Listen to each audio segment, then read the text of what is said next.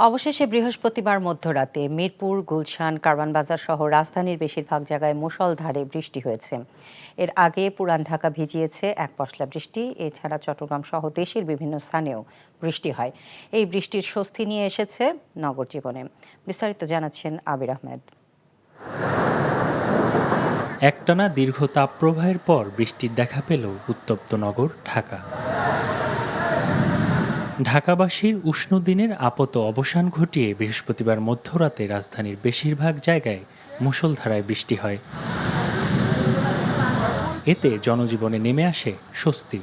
আজকের এই বৃষ্টি আমাদের মনকে সতেজ করেছে, শহরকে শান্ত করেছে এবং সারা বাংলাদেশের মানুষকে একটি শান্তির অনুভূতি দিয়েছে। সেই বৃষ্টিটা আসলে খুবই আমাদের জন্য স্বস্তিদায়ক।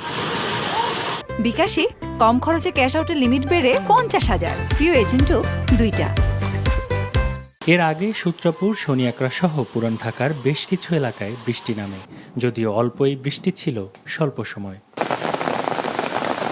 এদিকে বৃহস্পতিবার দিনভর চট্টগ্রাম বিভাগের জেলাগুলোতে বজ্রসহ বৃষ্টিপাতে কিছুটা স্বস্তি মিলেছে জনজীবনে। কোথাও কোথাও থেমে থেমে বৃষ্টি হয়েছে ঘণ্টাব্যাপী। দীর্ঘ অপেক্ষার পর বৃষ্টি যেন স্বস্তির সান্ত্বনা দিয়েছে এসব অঞ্চলের মানুষকে।